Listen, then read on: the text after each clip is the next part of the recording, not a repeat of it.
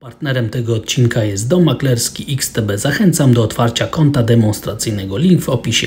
Otwierając konto demonstracyjne wspierasz rozwój mojego kanału.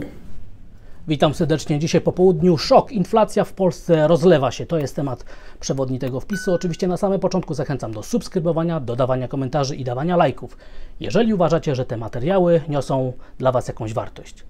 Na samym wstępie tego materiału chciałbym poinformować, że wszystkie wykresy, które są zebrane, żeby stworzyć ten materiał, pochodzą z dwóch platform: Xstation 5 i z platformy Bloomberga. Szok. Inflacja rozlewa się. Te dzisiejsze dane, które są dla nas najważniejsze, najciekawsze, to oczywiście te o inflacji w sierpniu. To są dane ostateczne, ostateczna weryfikacja. Okazało się, że inflacja na poziomie 16,1 była dokładnie tożsama z tym odczytem, który był 2 tygodnie temu opublikowany. Czyli nie ma żadnego zaskoczenia. Natomiast to, co jest w środku w tej inflacji, myślę, że warto skomentować. Na następnym wykresie widzimy, jak zachowują się składowe inflacji w Polsce. Inflacja bazowa, inflacja żywności i energii. Widać już przesuwanie się tego, że ten czynnik związany z energią przesuwa się raczej ku inflacji bazowej czy inflacji cen żywności, a to jest negatywna oczywiście informacja.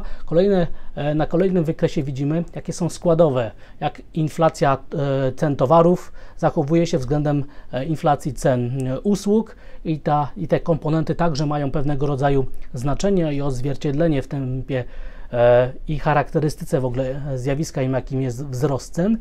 I gdyby jeszcze w inny sposób rozłożyć tą inflację na czynniki pierwsze, to widzimy, że takie składowe jak energia, która teraz moim zdaniem jest szczególnie ważna, to najbardziej dynamicznie rosną ceny związane z opałem. Później widzimy składową poświęconą energii i oczywiście bardzo wyraźnie rośnie także cena gazu. Gdyby te czynniki ewidentnie zaczęły wyhamowywać, ta tendencja zostałaby zmniejszana, jest wtedy szansa na to, żeby tendencja wzrostowa inflacji generalnie wyhamowała, żeby inflacja w Polsce tworzyła swoje ekstremum. I jestem bardzo przekonany, że właśnie tak się stanie, że teraz właśnie na naszych oczach tworzy inflacja swoje apogeum, swoje ekstremum, ale oczywiście to, czy rzeczywiście tak się stanie, moim zdaniem odpowiedź będzie na rynku polskich obligacji. W dalszej części tego materiału poświęcę znaczącą część tej mojej wypowiedzi dotyczącą inflacji, ponieważ inwestorzy na rynku obligacji własnymi pieniędzmi, to nie są żadne ankiety, żadne subiektywne opinie, tylko własnymi pieniędzmi obstawiają, czy inflacja rzeczywiście w Polsce pójdzie w górę, czy też nie pójdzie w górę, czy mamy do czynienia teraz z tworzeniem ekstremów inflacyjnych. Natomiast co jest negatywną informacją i dlaczego warto zwrócić uwagę na te dane? Dlaczego ten wpis został zatytułowany "Szok, inflacja w Polsce rozlewa się"? Ponieważ kiedy zobaczymy, jak bardzo inflacja teraz w poszczególnych grupach składników przekracza na dynamice 10%, to widzimy, że jest grubo ponad 50% tych składowych, które tworzą koszyk, gdzie inflacja przekracza już 10%, czyli wniosek jest taki, że inflacja rozlewa się w Polsce. To zjawisko obserwujemy także na Zachodzie, w Stanach Zjednoczonych, zwłaszcza w Europie. Jeszcze raz należy zwrócić uwagę, że te dane, które przed chwilą poznaliśmy, te składowe, sygnalizują nam jednak, że cały czas za mniej więcej 40, nawet być może nieco ponad 50% inflacji odpowiada właśnie ta strona podażowa, czyli ceny energii, ceny ropy naftowej, gazu ziemnego i oczywiście ceny prądu. W Niemczech cena prądu, pamiętamy, wzrosła o 500% na przestrzeni ostatniego roku, czyli widać, jak bardzo ta składowa związana z podażą ma duży wpływ. I tutaj jest ukłon w kierunku polityków. Muszą coś zrobić z rynkiem energii, zwłaszcza z tymi certyfikatami, z całą polityką zieloną, żeby powstrzymać tą inflację. I jeżeli zobaczymy, że rzeczywiście tak się dzieje, to w takiej sytuacji nastąpi proces oczywiście dezinflacyjny. Będzie to z dużą korzyścią dla tych wszystkich, którzy mają swoje oszczędności i którzy liczą na to, że siła nabywcza ich oszczędności, kapitałów, które posiadają, będzie cały czas utrzymywana. Jak zobaczymy, czy tak się stanie, w takiej sytuacji myślę, że warto na to zwrócić uwagę. I na koniec tego materiału, który dzisiaj się pojawił, bardzo ciekawa analiza PKO SA, który sygnalizuje, że gdyby doszło do jednoczesnego zamrożenia cen prądu i gazu ziemnego, to inflacja w Polsce zostanie zmniejszona na dynamice o mniej więcej 2-3%, 3 punkty procentowe, a w takiej sytuacji nie doszłoby nawet na przełomie tego i przyszłego roku do przekroczenia szczytu inflacyjnego, który według tych prognoz teraz jest właśnie na naszych oczach tworzony. Jeszcze raz podkreślam, ryzyko geopolityczne jest głównym czynnikiem, który teraz wpływa na inflację nie tylko w Polsce, ale także na Zachodzie i w Stanach Zjednoczonych. To właśnie ryzyko związane z wojną powoduje implikacje związane z rynkiem i oczywiście ze wzrostem cen. Pamiętamy, rok temu dokładnie zaczęły się wielkie manipulacje i spekulacje Rosji na cenie gazu ziemnego. To wywindowało inflację już w poprzednim roku w końcówce. No i oczywiście sama wojna także jest kolejnym takim szokiem podażowym, który doprowadził do kolejnego skoku inflacji na całym świecie. Nie tylko w Polsce, bo jeszcze raz przypominam, to jest zjawisko globalne, nie tylko lokalne, nasza lokalna specyfika i im bliżej konfliktu zbrojnego, tym inflacja jest wyższa. Pamiętamy, co się dzieje na inflacji w Estonii, która przekracza już 25%. Tam jesteśmy jeszcze bliżej źródła konfliktu zbrojnego, a przykład Estonii bardzo dobitnie pokazuje, że posiadanie waluty euro absolutnie nie chroni przed tym, żeby chroniło nas to przed inflacją. Dlatego warto zwrócić uwagę, że ta dynamika wzrostu inflacji w Polsce już powoli zamiera. Inflacja nie zaskakuje inwestorów w taki sposób, że wymyka się ona poza skrajnie pesymistyczne prognozy. No i oczywiście czekamy z utęsknieniem za 2 tygodnie, jak pojawią się pierwsze szacunki dotyczące tego, jaka będzie inflacja we wrześniu. I jeszcze raz przypomnę, prawdziwym weryfikatorem tezy, że inflacja tworzy swój szczyt bądź też nie, czy będzie rosła, czy już tworzy swój szczyt, jest to, jak zachowają się polskie obligacje.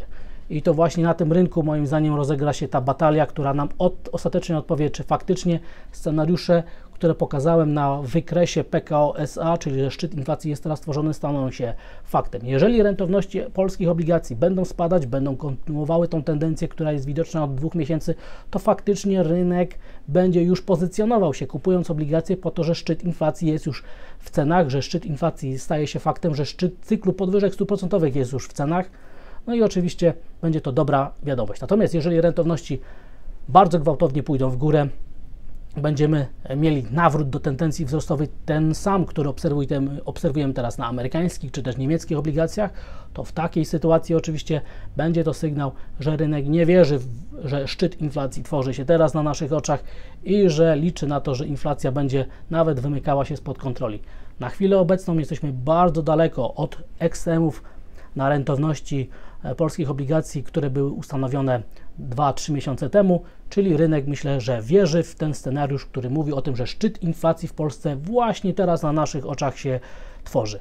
Jak zobaczymy na ten wykres polskich obligacji, to widzimy, że dane faktycznie sprawiają, że rentowność 6% znowu się pojawia, natomiast jesteśmy, przesunięcie względem poziomów z poranku dzisiaj jest niewielkie i nawet początek sesji amerykańskiej nie wpływa na to, żeby przeceniane były polskie obligacje, więc moim zdaniem rynek wierzy w to, że szczyt inflacji w Polsce teraz na naszych oczach się tworzy.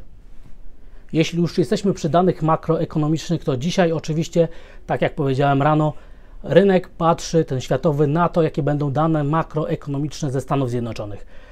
Mamy twarde dane makroekonomiczne o sprzedaży detalicznej i produkcji przemysłowej oraz takie miękkie dane, jak te badania ankietowe Fed Philadelphia, mamy New York Empire i mamy także Joblessy. I co się okazało?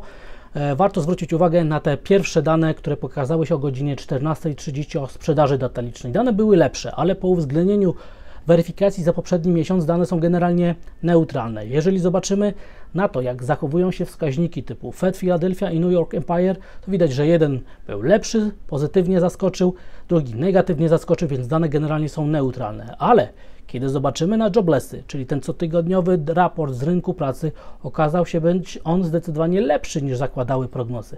A to jest bardzo korzystny sygnał, informacja, że te cotygodniowe badania rynku pracy nie pokazują nam wcale jakichś kłopotów na rynku pracy. Nie pokazują nam, że recesja, która statystycznie została opracowana i zasygnalizowana przez badania statystyczne w pierwszym i w drugim kwartale, żeby ona faktycznie występowała. Gdyby recesja występowała, to bezrobocie w Stanach Zjednoczonych powinno rosnąć, a tak się nie dzieje. Nie dość, że ten wskaźnik Jobless, ten cotygodniowy raport z rynku pracy jest lepszy od prognoz, to także sygnalizuje w ostatnich kilku tygodniach, że nawet mamy polepszenie sytuacji na rynku pracy. Więc no, coś tu jest dziwnego, ktoś się myli, albo dane statystyczne, albo te wskazania z rynku pracy i do czasu, aż nie dojdzie do zmiany tej tendencji na negatywną, czyli do wzrostu wskaźnika tego cotygodniowych odczytów z rynku pracy, to myślę, że rynek będzie cały czas wierzył w to, że jeżeli rzeczywiście spowolnienie gospodarcze i recesja będzie miało miejsce, to będzie to zjawisko będzie krótkotrwałe i ta recesja będzie płytka. Na razie takie są moim zdaniem przemyślenia po tych danych o godzinie 14:30. Drugimi ważnymi danymi, które dzisiaj poznaliśmy o godzinie 15:15, były te o produkcji przemysłowej.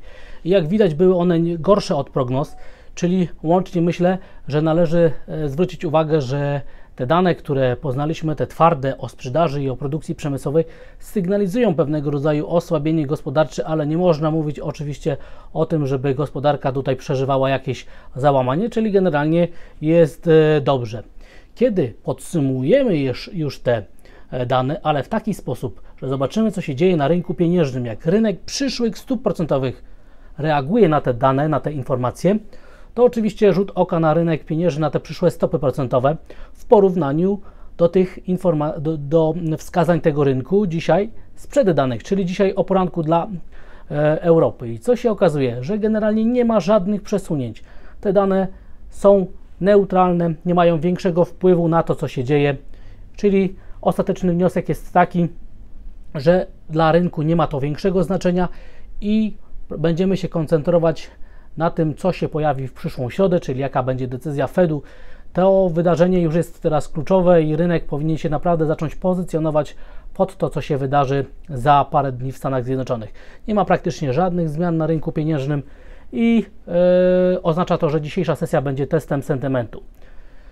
Co jest moim zdaniem lekko interesujące, to to, że pomimo tego, że rynek pieniężny nie wykazuje zmian, to amerykańskie obligacje były lekko kupowane pod tych danych, natomiast nie udaje się wrócić pod poziom 3,40%.